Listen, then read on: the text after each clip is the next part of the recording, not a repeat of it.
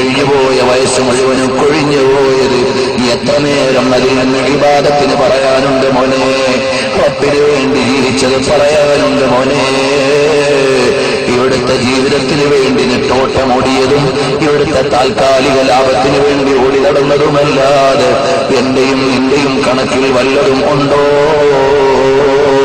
നാളെ ആളുകൾ തോളിൽ വെച്ചുകൊണ്ട് പോകുമ്പോ നമുക്ക് വേണ്ടി കരയുന്ന മുസല്ലകൾ വേണം. അതിനെ നന്നായി നിസ്കരിക്കണം കേട്ടോ. നമുക്ക് വേണ്ടി കരയുന്ന മുസ്തഫുകൾ വേണം. അതിന് ഖുർആൻ ഓതണം കേട്ടോ. നമുക്ക് വേണ്ടി കരയുന്ന തസ്ബീഹ് മാലകൾ വേണം. അതിന് നന്നായി തസ്ബീഹ് ചൊല്ലണം കേട്ടോ. ഭാര്യയുടെ കരച്ചിലുകൊണ്ട് കാര്യമില്ല, ഭർത്താവിന്റെ കരച്ചിലുകൊണ്ട് കാര്യമില്ല, മക്കളുടെ കരച്ചിലുകൊണ്ട് കാര്യമില്ല. മുസല്ല കരയുന്നു, ഇന്നലെ വരെ നിസ്കരിച്ച ആളാണ്. തസ്ബീഹുമാല കരയുന്നു, ഇന്നലെ വരെ ഞാൻ അയാളുടെ കയ്യിലിരുന്ന് ദിക്ർ ചൊല്ലിയതാണ്. അങ്ങനെ നല്ല നല്ല ശഫാഅത്ത് കിട്ടിയിട്ട് ഖബറിൽ കൊണ്ടു കിടത്തുമ്പോ അല്ലാഹുവിന്റെ ഹബീബിന്റെ റൗളയിലേക്കൊന്ന് കാണിച്ചിട്ട്, ഹബീബിനെ കാണിച്ചിട്ട് ചോദിക്കും, നിനക്കിതാരെന്നറിയുമോ? അപ്പോൾ മുനാഫിഖീങ്ങൾ പറയും, ജനങ്ങൾ ഇദ്ദേഹത്തെ കുറിച്ച് അങ്ങനെ ഇങ്ങനെയൊക്കെ പറഞ്ഞിരുന്നു എന്ന് പറയും. മുത്തഖീങ്ങൾ പറയും, ഹാദാ റസൂലുള്ളാഹ്, ഇതെന്റെ ഹബീബാണ്, ഇതെന്റെ റസൂലാണ്. ഇവിടുത്തെ ജന്മമാസം വന്നപ്പോൾ ഞാൻ മൗലിദ് ഓതിയ ആളാണ്. ഞാൻ എന്റെ മജ്‌ലിസുകളിലെല്ലാം ഹബീബിന്റെ മദ്ഹ് പറഞ്ഞതാണ്. ഞാൻ ഇരുന്നിടത്തെല്ലാം ഈ ഹബീബിന് സ്വലാത്ത് ചൊല്ലിയതാണ്. ഇതെന്റെ നേതാവ് തന്നെ എന്നൊന്ന് സ്നേഹത്തോടെ പറഞ്ഞിട്ട് സമ്മതം വാങ്ങിയാൽ, ആ ഖബറിലേക്ക് റസൂലുള്ളാഹിന്റെ ഒരു നോട്ടം കിട്ടിയാൽ, മോനെ 100 കൊല്ലം അടിച്ചു പൊളിച്ചിവിടെ ജീവിച്ചാലും 10,000 കൊല്ലമല്ല മോനെ ആഖിറമുള്ളത്, 1,00,000 കൊല്ലമല്ല മോനെ പരലോകമുള്ളത്. നീ ഇവിടുത്തെ ദുനിയാവിൽ വഞ്ചിക്കപ്പെട്ടു പോകരുത്. ചില ചെറുപ്പക്കാർക്കൊരു ധൈര്യമുണ്ട്, ഒരു കമന്റുണ്ട്, മൊയ്ലിയാരെ നിങ്ങൾക്കൊന്നും ലോകം തിരിയൂല, ഞങ്ങളിങ്ങനെ അടിച്ചു പൊളിച്ച് ജീവിക്കുകയാണ്. മോനെ നീ ബുദ്ധിയില്ലാത്തവനാകരുത്, ഇവിടുത്തെല്ലാം നശിക്കും മോനെ.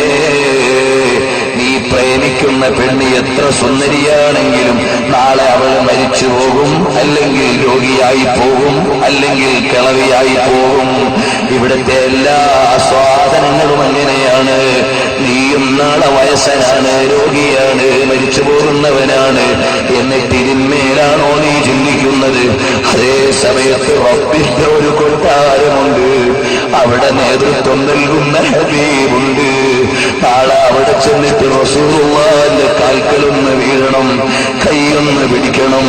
ദുനിയാവിൽ വെച്ച് നബിയേ, ഞാൻ അവിടുത്തെ മധു പറഞ്ഞത് അവിടുത്തെ കൈ പിടിക്കാനാണ്, കള്ളു കുടിക്കാഞ്ഞത് അവിടുന്ന് വിലക്കിയത് കൊണ്ടാണ്, അന്യപെണ്ണിനെ കമന്റടിക്കാഞ്ഞത് അവിടുന്ന് തടസ്സപ്പെടുത്തിയത് കൊണ്ടാണ്.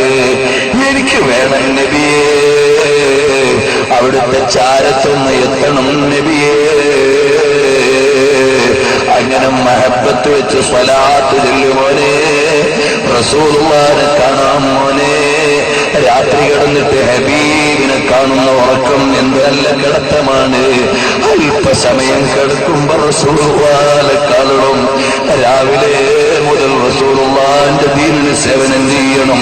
വൈകുന്നേരം വീണ്ടും ഒരല്പസമയം കിടക്കുമ്പോ അത് ഹബീബിനെ കണ്ട് ചിരിക്കുന്ന കിടത്തമാകണം, സന്തോഷിക്കുന്നതാകണം. ഹബീബായ റസൂലുള്ളാഹിനോടുള്ള ഇഷ്ക് വേണം, അതിലങ്ങ് ലയിക്കണം. പെങ്ങളെ,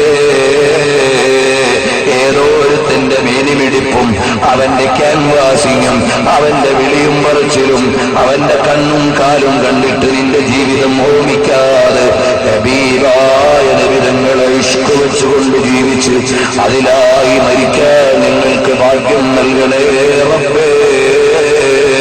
ഞങ്ങളെ കൈയൊഴിയില്ലേ റബ്ബേ. ഈ മജ്‌ലിസ് റസൂലുള്ളാഹിന്റെ ഹളറത്തിൽ കാണിക്കപ്പെടുന്ന മജ്‌ലിസാക്കണേ റബ്ബേ.